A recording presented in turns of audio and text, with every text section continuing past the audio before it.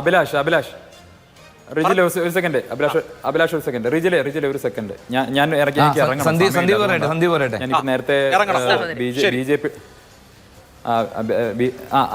B J പിയുടെ നേതാവ് ഗോപാലകൃഷ്ണൻ പറഞ്ഞ ചില കാര്യങ്ങൾക്ക് മറുപടി പറഞ്ഞിട്ട് ഞാനങ്ങ് പൊയ്ക്കോളാം. ബാക്കി റിജിലെ ചെയ്തോളും. ഇവിടെ കുറിച്ച് അദ്ദേഹം പറഞ്ഞല്ലോ,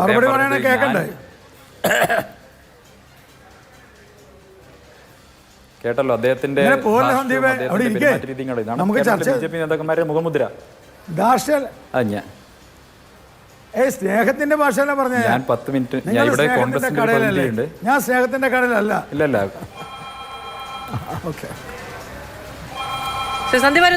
ഉണ്ടായിരിക്കാൻ പറഞ്ഞു. ഞാൻ മാതൃഭൂമിക്ക് 10 മിനിറ്റ് സമയം എന്ന് പറഞ്ഞ് വന്നാണ്. എനിക്ക് മറ്റ് ചില പരിപാടികളുണ്ട്. ഇവിടെ കോൺഗ്രസിന്റെ പ്രതിനിധിയുണ്ട്. താങ്കൾക്ക് മറുപടി നൽകാൻ റിജിൽ ധാരാളമാണ്. അദ്ദേഹം ഇരുന്ന് മറുപടി പറയും. ഞാനൊന്ന് പൂർത്തിയായിക്കോട്ടെ. ഇപ്പോൾ അങ്ങ് പറഞ്ഞ ചില കാര്യങ്ങൾക്ക് മാത്രം പറഞ്ഞിട്ട് പോകാൻ വേണ്ടിയിട്ടാണ്. അദ്ദേഹം പറഞ്ഞ കാര്യം, ഞാൻ എന്തോ വർഗീയത വലിയ തോതിൽ പറയുന്നയാളാണ്, ഞാൻ വർഗീയമായ രീതിയിൽ ജനങ്ങൾക്കിടയിൽ ഭിന്നിപ്പുണ്ടാക്കാൻ ശ്രമിച്ചയാളാണ്, ഞാൻ വളരെ മോശക്കാരനാണ്, അങ്ങനെയൊക്കെയാണല്ലോ ഇപ്പോൾ അദ്ദേഹം പറഞ്ഞത്. ഞാൻ അദ്ദേഹത്തെ ഓർമ്മിപ്പിക്കാൻ ആഗ്രഹിക്കുന്നത്, കഴിഞ്ഞ നിയമസഭാ തെരഞ്ഞെടുപ്പിൻ്റെ കാലത്ത് ഒല്ലൂരിലെ ഒരു ക്രിസ്ത്യൻ പള്ളിക്കകത്ത് കയറി ചെന്നിട്ട് തൃശ്ശൂരിൽ മുസ്ലിങ്ങളുടെ വ്യാപാര സ്ഥാപനങ്ങൾ കൂടുകയാണ്, നിങ്ങൾ ജാഗ്രത പാലിക്കണം, അതുകൊണ്ട് എനിക്ക് വോട്ട് ചെയ്യണം എന്ന് പറഞ്ഞ വ്യക്തിയാണ്. അത് മാത്രമല്ല, നിങ്ങൾ പറയൂ. ഞാൻ മാറില്ല. ഞാൻ ഇന്നും ഉറച്ചു നിൽക്കുന്ന ആളാണ്. അത് വർഗീയതയല്ല, ഫാക്റ്റാണ്. ഞാൻ മാറ്റി പറഞ്ഞില്ല എന്ന് നിങ്ങളെ പറയില്ല. ഞാൻ ഉറച്ചു നിൽക്കുന്ന ആളാണ്. കാര്യം ഞാൻ പറഞ്ഞില്ല എന്ന് പറയില്ല. അത് നിങ്ങൾ എന്റെ സ്വഭാവം അതല്ല. മനസ്സിലായി. ടെൻഷൻ ആവണ്ട. ബി പി കൂട്ടണ്ട. ഞാൻ പറഞ്ഞോട്ടെ, അങ്ങ് ബി പി കൂട്ടണ്ട.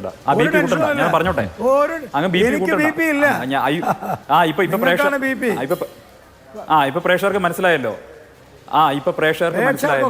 ഞാൻ നേരത്തെ ഉണ്ടായിരുന്നത് പരമത വിദ്വേഷം വെച്ചു പുലർത്തുന്ന ഒരു ഫാക്ടറിയിലായിരുന്നു. ഇപ്പൊ പ്രേക്ഷകർക്ക് മനസ്സിലായല്ലോ, പരമത വിദ്വേഷം വെച്ചു പുലർത്തുന്ന ഒരു ഫാക്ടറിയിലാണ് ഞാൻ ഉണ്ടായിരുന്നത്. അവിടുന്ന് ഞാൻ ഇറങ്ങാൻ തീരുമാനിച്ചു. അതുകൊണ്ട് തന്നെ എന്റെ ഭൂതകാലത്ത് റദ്ദ് ചെയ്തുകൊണ്ട് തള്ളിപ്പറഞ്ഞുകൊണ്ടാണ് പ്രേക്ഷകർക്ക് മനസ്സിലായിട്ടുണ്ടല്ലോ. ഒരു മിനിറ്റ്, ഒരു കാര്യം ചോദിക്കട്ടെ. ഞാൻ പറഞ്ഞോട്ടെ, ഞാൻ പൂർത്തിയാക്കട്ടെ. വേണ്ട, ഞാൻ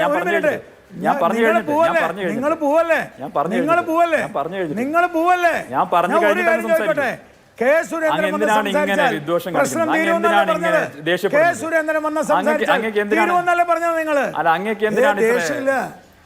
എന്ത് ദേഷ്യം? ഒരു ദേഷ്യമില്ല.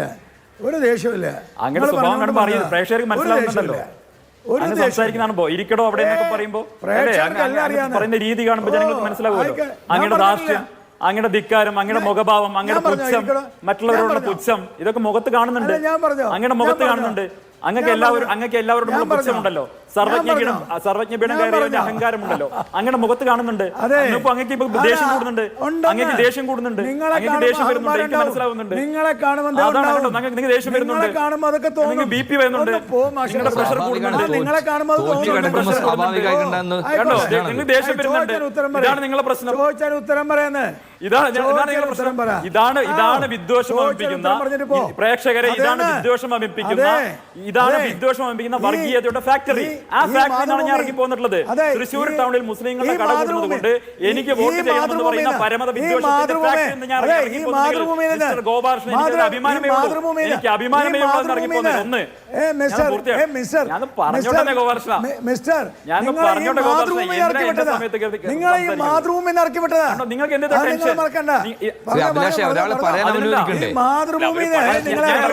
ഞാൻ ഇറങ്ങിപ്പോയതാ. രണ്ടുപേരും ഇറങ്ങിപ്പോയതാ. നിങ്ങൾ പോവല്ലേ? നിങ്ങളെ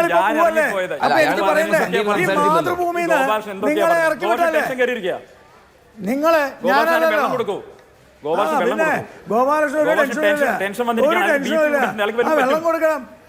ആൾക്ക് ഹാർട്ട് അറ്റാക്ക് പോലും വരും, പേടിക്കും.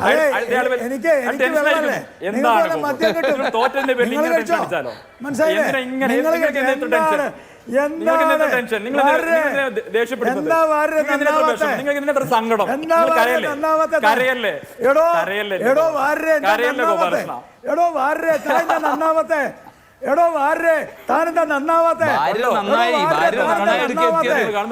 നിങ്ങളുടെ ചാണക കൂമ്പാരത്തിൽ അദ്ദേഹം രക്ഷപ്പെട്ടു വന്നിരിക്കുക. അതുകൊണ്ട് അദ്ദേഹം എടുത്ത നിലപാടിന് പാലക്കാട് ജനത അംഗീകാരം നൽകി.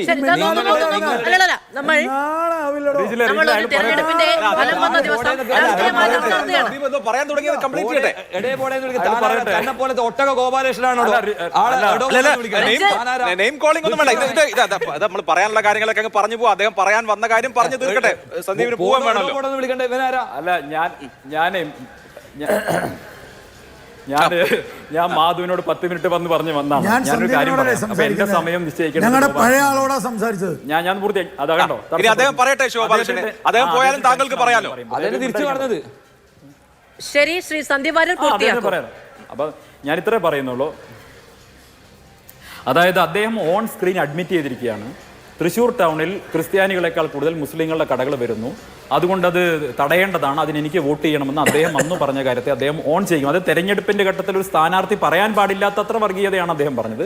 അതിനെ ഓൺ ചെയ്യുന്നത് കൊണ്ട് തന്നെ ഞാൻ എന്തായാലും ആ വിദ്വേഷം വമിപ്പിക്കുന്ന ഫാക്ടറിയിൽ ഗോപാലകൃഷ്ണനോടൊപ്പം പ്രവർത്തിക്കാൻ തയ്യാറല്ല എന്നുള്ള എൻ്റെ സ്റ്റാൻഡ് ഇപ്പോൾ കേരളത്തിലെ ജനങ്ങൾക്ക് ബോധ്യപ്പെട്ടിട്ടുണ്ടാവും.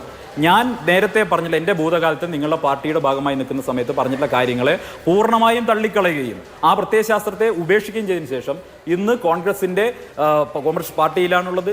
ആ കോൺഗ്രസ് പാർട്ടിയിൽ മതനിരപേക്ഷയുടെ ഭാഗത്താണുള്ളത്. അതിലെനിക്ക് അഭിമാനമേ ഉള്ളൂ. 1. 2, അദ്ദേഹം എന്നെ നല്ല സുഹൃത്താണെന്നൊക്കെ പറഞ്ഞു. അദ്ദേഹം 2-3 ദിവസം മുമ്പ് അദ്ദേഹം എന്നെക്കുറിച്ച് എഴുതിയ ഫേസ്ബുക്ക് പോസ്റ്റൊക്കെ ഒന്ന് വായിച്ചു നോക്കിയാൽ മതി. അദ്ദേഹത്തിൻ്റെ സൗഹൃദ ഭാഷയും അദ്ദേഹത്തിൻ്റെ മിതത്വം ഒക്കെ നമുക്കത് വായിക്കാൻ പറ്റും. അദ്ദേഹത്തിൻ്റെ സാംസ്കാരിക സമ്പന്നതയും ഒക്കെ അതിലെ പദപ്രയോഗങ്ങൾ കാണാൻ സാധിക്കും. അപ്പോൾ രാഷ്ട്രീയമായിട്ട് എതിർക്കുന്നതിന് പകരം വ്യക്തിപരമായിട്ട് എതിർക്കുകയും വ്യക്തിപരമായിട്ട് അധിക്ഷേപിക്കുകയും അങ്ങേയറ്റത്തെ മ്ലേച്ഛമായിട്ടുള്ള വാക്കുകൾ ഉപയോഗിക്കുകയും ചെയ്തിട്ടുള്ള മിസ്റ്റർ ഗോപാൽ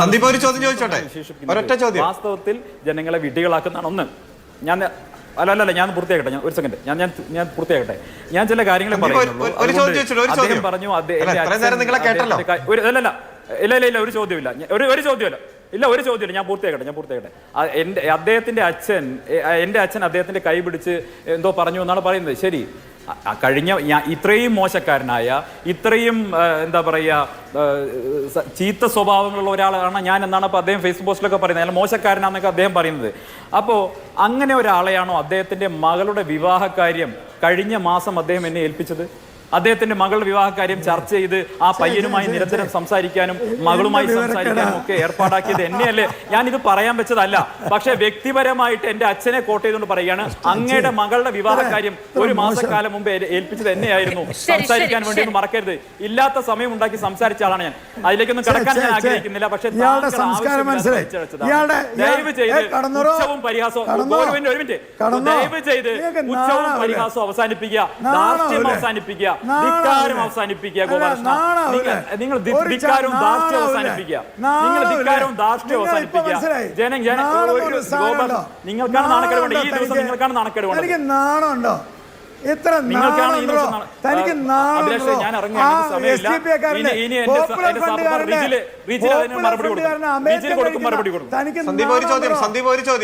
ഫണ്ടുകാരന്റെ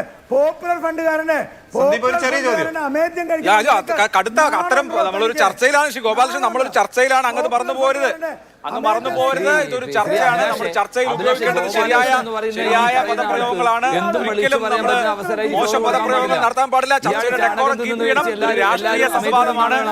വ്യക്തിപരമായി നിങ്ങൾ രണ്ടുപേരും പറഞ്ഞു തെറ്റായി പോയി എന്നാണ് എനിക്ക് തോന്നുന്നത്. അങ്ങനെ ചെയ്യാൻ പാടില്ല, അങ്ങനെ പറയാൻ പാടില്ല. എല്ലാവരും അത് ഭക്ഷിക്കുന്നവരാണോ? അല്ല, ഞാൻ പറയട്ടെ, എല്ലാവരും കേൾക്കും. നമ്മൾ വളരെ മാന്യമായ നിലയിൽ രാഷ്ട്രീയ സംവാദം, ഇന്ന് ഇലക്ഷൻ റിസൾട്ട് വന്ന ദിവസമല്ലേ, നമുക്ക് രാഷ്ട്രീയ സംവാദമാകാം. വ്യക്തിപരമായിട്ടുള്ള എല്ലാ കാര്യങ്ങളും വിടൂ. പക്ഷെ അരുൺ എന്തോ പറയാനുണ്ടായിരുന്നു, അത് പറഞ്ഞു. ഒരു മിനിറ്റ് ഒറ്റ സെക്കൻഡ്. അത് ഇതായിട്ടൊന്നും ബന്ധമില്ല.